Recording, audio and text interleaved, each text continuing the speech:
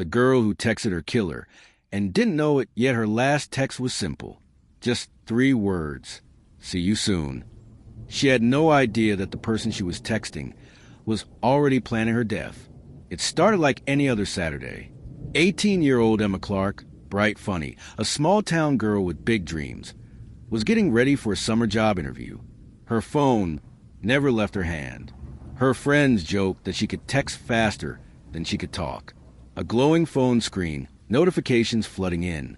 The camera zooms in on a contact saved as Aiden. For 6 months, she'd been talking to Aiden, a guy she met online. Polite, funny, knew every song she liked. He even remembered her dog's name. To Emma, he felt perfect, too perfect. But here's the twist. Aiden didn't exist. Not really. And by the time anyone realized that, it was already too late. June 14th, 2021, the day everything changed. Emma texting, smiling. Don't forget, 2 p.m. at the park. I'll bring iced coffee, face blowing a kiss. Ping. Reply comes instantly. Aiden, text message. Can't wait. Been thinking about this all week. You're my favorite person, Em. She laughs, pockets her phone, and grabs her bag. Her mom saw the smile, the same one she used to flash when she got straight A. It felt like someone close, someone watching. Emma texting. Hey, I'm on my way. You sure you're by the park? A pause. No reply. Then one bubble appears. Yeah, I can see you. Emma laughs nervously and looks around. No one there. Emma texting. Ha, ha, very funny. B. Another text appears. Don't turn around. That was the last message Emma ever sent. Phone drops to the ground. Fade to black. Soft ringing sound of phone vibrating endlessly. When she didn't come home that night, her phone was found near the park, still receiving messages. But what no one knew then, what everyone would soon discover, is that Aiden wasn't just a fake profile. He was real, and he'd been closer than anyone imagined. The disappearance. Early morning fog. A police car drives slowly past an empty park. Yellow tape flutters. A phone buzzes inside an evidence bag. When Emma Clark didn't come home that night, her mother assumed she'd stayed at a friend's. By morning, her room was still empty, her bed untouched, and her phone, found half a mile from the park bench where she was supposed to meet Aiden. Police officers scanning the grass, combing through bushes. At first, police thought it was a runaway case. No signs of struggle, no forced entry. But the text told a different story. Camera pans over the evidence table. Screenshots of messages between Emma and Aiden. The last messages were short, weirdly short. After the don't turn around text came one final message, sent from Emma's phone. I found you, but here's the thing. By the time that message was sent, Emma was already gone. Day 1 turned into day 3. That's the last known footage of Emma Clark. And what happens next still haunts investigators today. Ping data shows 2 last locations, one at Briarwood Park, and another 40 miles away near Lake Gray. Emma's phone had moved after it was dropped. 2 towers, 2 signals, same time. Impossible. Either someone cloned her phone, or someone was using another device, pretending to be her. A detective scrolling through text logs said these last few texts weren't typed like her. Side-by-side comparison of her normal texts, emojis, laughter, punctuation. The final ones are short, robotic, cold. Emma was gone, but her phone kept texting. He texted me too after she vanished. Lily got a message from Aiden's number 2 days after Emma disappeared. She's fine.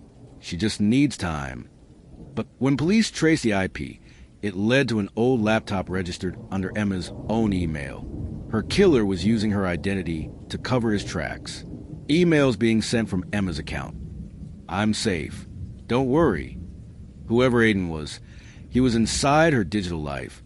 Her passwords, her photos, her private notes. He knew everything. On a detective's monitor showing multiple fake profiles, same pattern. Same writing style, same flirty tone. And soon they'd realize Emma wasn't the first. There had been others. A police tech is running facial recognition on the Aiden profile pictures. Got something. Image match stock photo database, used in multiple fake accounts. The photo morphs into a real face, a man in his late 20s. But beneath the fake smiles and filters was a real person. He'd planned everything, from their first chance DM to the final text. He recorded conversations, saved screenshots, even wrote notes about how they responded emotionally. He didn't just talk to them, he studied them. Emma wasn't the only one. 2 other girls from neighboring towns had also ghosted their friends weeks before she vanished. Both had been texting Aiden. It wasn't random. It was organized, deliberate, and cold. This isn't typical catfishing. This is psychological warfare.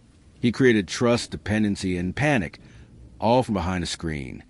Her reflection in a cafe window, smiling at a message that read, "You're perfect."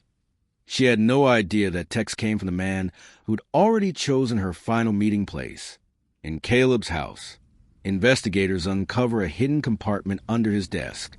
"Sir, you'll want to see this." Each drive contained messages, photos, and voicemails from different girls.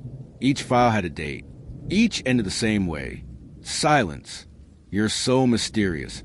Aiden, it's like you know me better than anyone." And that was the last recording of her alive. Camera lingers on a digital map. Blue, that's pulse around Briarwood. All victims within 50 miles. The pattern wasn't just local. It was spreading. Accounts linked to the same writing style appeared across forums, dating apps, even anonymous confession sites. Emma's name was still active on his screen. For months, her family believed she was gone without a trace. But her story, her messages, were the evidence that finally caught him. Her final text, "I found you," wasn't sent by her, but in a way, it turned out to be true. Caleb's manipulative tactics are revealed in court. The shocking hidden recordings surface, and a final twist changes how the world sees Emma's story. After months of silence and speculation, the trial of Caleb Morris began on a cold October morning. But what prosecutors found on his devices shocked even the most seasoned investigators. He didn't speak, he didn't blink, and yet he'd already said enough. Every word he typed was calculated. Every emoji, every pause, designed to make her trust him. "I feel safe talking to you.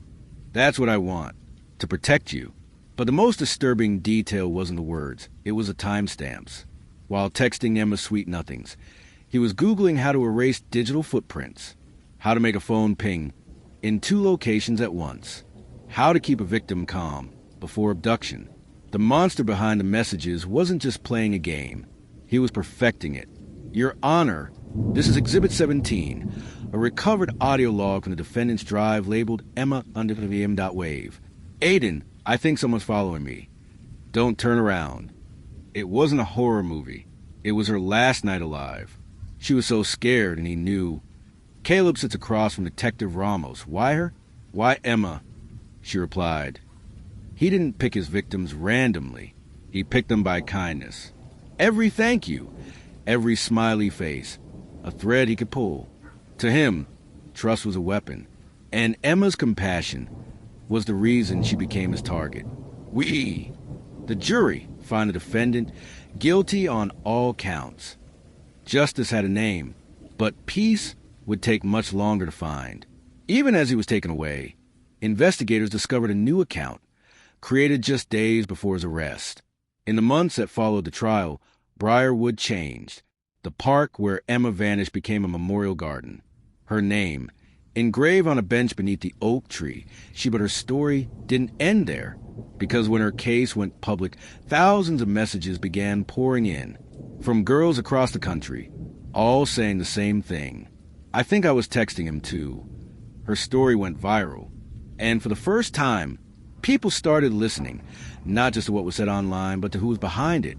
Emma's tragedy sparked a revolution, a wave of awareness, new cybersecurity laws, and digital safety programs in schools. It even reached the halls of Congress. No parent should ever lose a child because a stranger could hide behind a screen name. Emma's voice, silenced too soon, was now echoing louder than ever. Her story was saving others.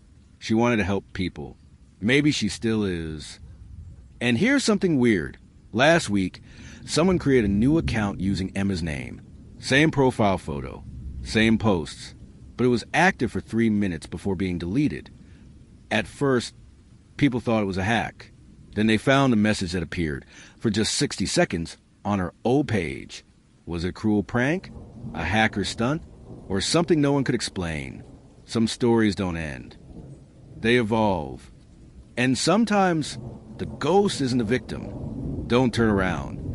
If this story chilled you, share it, because awareness saves lives. Drop a comment.